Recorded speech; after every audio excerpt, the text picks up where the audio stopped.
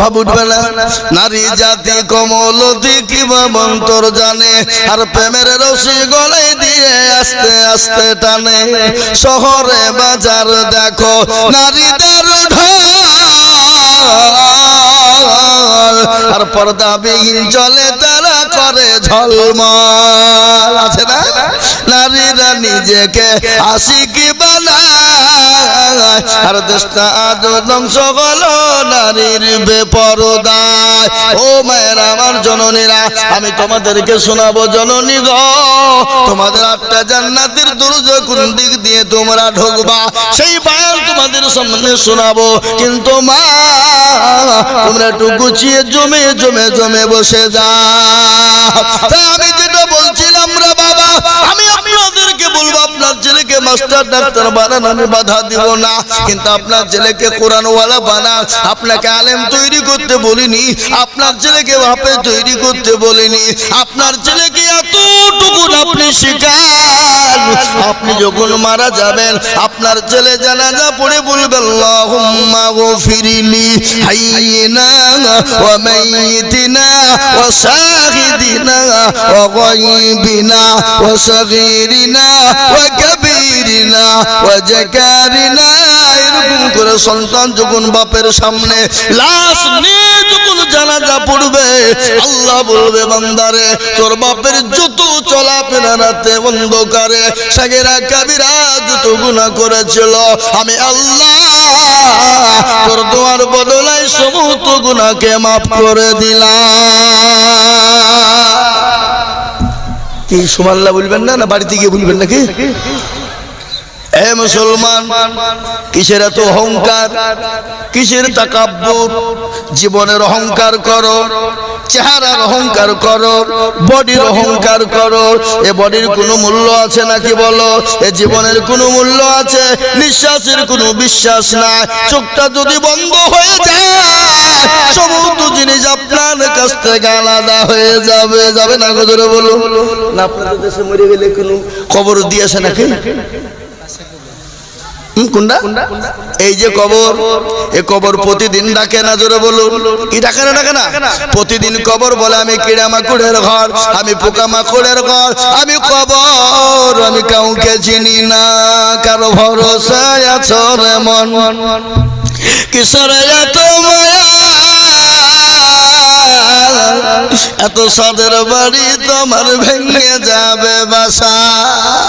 ও তোর গলে যৌবন পুরায় যাবে, যৌবনে লাগবে ভাটি, ওই যে ডাকে দিছে তোমায় কবরের মাটি, ওই যে ডাকে দিছে তোমায় কবরের মাটি।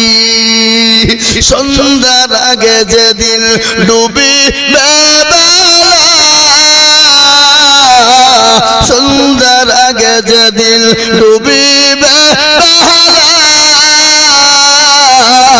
এক পলকে ভেঙে যাবে তোমায় রঙের মেলা। ও কার তুমি ধমক দিবা, কার মাথায় ভাঙবা লাঠি, ওই যে ডাকে দিছে তোমায় কবরের মাটি। খবর পেয়ে আসবে আত্মীয়-স্বজন,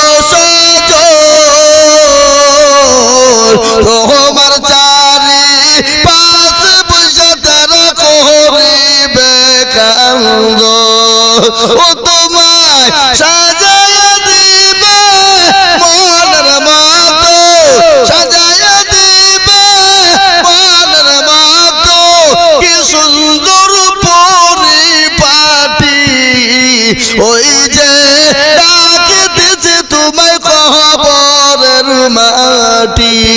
ও মুসলমান দরদি গো, ও দরদি, কবর তো প্রতিদিন ডাকে, কবর কাউকে চিনে না, কবর কাউকে চিনে না। কবর চিনে ইন্নাল্লাযীনা আমানু ওয়া আমিলুস সলিহাত। ও যুবক তুমি মনে করো আমি মরবো না, ও তরুণ তুমি মনে করো আমি মরবো না। গত পরশু দিনের একটা ঘটনা শুনে নাও। 34 নম্বর জাতীয় সড়ক রে বাবা, বহু দূর নয়, এই 34 নম্বর জাতীয় সড়কে মালদার লাইন রে বাবা, আমি দেখলাম একটা তরুণ যুবক, 20 থেকে 22 বছরের যুবক, দেখতে এত অতীব সুন্দরী, সুজাত সুন্দর বাবা, সুন্দর যুবক মোটর সাইকেল চালিয়ে যাচ্ছিল।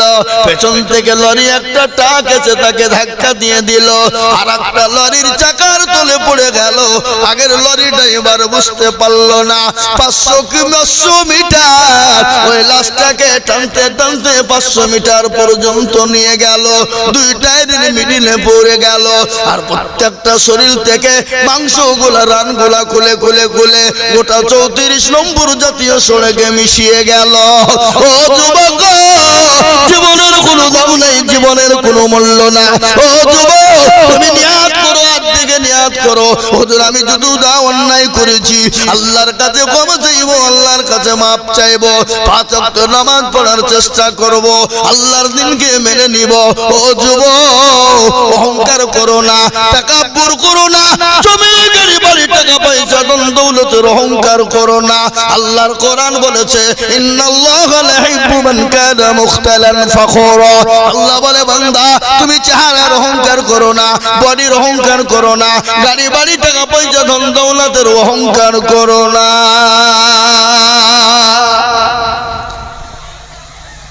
খোঁজ লাও, অনেকের দাদা চলে গেছে, মামা চলে গেছে, নানি চলে গেছে, দাদি চলে গেছে, বাপ চলে গেছে, মা চলে গেছে, বন্ধু ভাই চলে গেছে। 1 সপ্তাহ পরে হাতের আঙ্গুল গলা খুলে খুলে খুলে খুলে পড়ে যাবে, কুনি গলা খুলে যাবে। 10 দিনের মাথায় তোমার মাথার চুল গলা খুলে যাবে। 15 দিনের মাথায় তোমার শরীরে পচন ধরবে। 20 দিনের মাথাতে তোমার পেটটা ফেটে যাবে। আর পেটে যাওয়ার পর 25 দিন থেকে 30 দিনের মাথায় তোমার সমুদ্র শরীরের মাংসগুলা পোকায় খেয়ে নিবে। তুমি 30 দিনের মাথায় তুমি খোঁজ নিয়ে দেখো, তুমি কোনো জিনিস পাবা না, তুমি কঙ্কাল জোগাড় খুঁজে পাবা না। কিন্তু দেখে নাও, তোমার ওই কবরের বাস কিন্তু এখনো কাঁচা আছে, এখনো শুকায়নি, কিন্তু তোমার দেহ কিন্তু কঙ্কাল ছাড়া কিছু না। ও যুবক, ও সন্ন্যাসী রাঙার মুসলমানেরা, ও আল্লাহওয়ালারা, আল্লাহ দিনকে ভালোবাসনেওয়ালারা, আল্লাহকে ভালোবাসনেওয়ালারা, আমি আপনাদেরকে বলবো বাপ, আসুন আমরা দিনওয়ালা হই, ইমানওয়ালা হই, আল্লাহওয়ালা হই, মসজিদমুখী হই, দিনমুখী হই। আমার আল্লাহর তরফ থেকে বাদাত চলে আসবে। আল্লাহ কোরআনে বলেছে হাক্কান আলাইনা নাসরুল মুমিনিন, যারা মুমিন হয় গো, আল্লাহ আমার বললেন মুমিনদের সাহায্য করার দায়িত্ব আমি আল্লাহ, আমার আল্লাহ নিজেই নিয়ে নিয়েছে। জোরে বলুন সুবহানাল্লাহ। আজকে আমি ঘটনা আপনাদেরকে শুনি। ও মুসলমান শোনেন, কেন নামাজ পড়বো না, কেন কোরআন পড়বো না, কেন আল্লাহকে চিনবো না, কেন নবীকে চিনবো না? নবীর সাহাবাদের একটু ঘটনা আমি আপনাদেরকে তুলে ধরি। আল্লাহর নবীর একজন সাহাবা আব্দুল্লাহ আনসারী রাদিয়াল্লাহু তাআলা আনহু, কি নাম বলেন?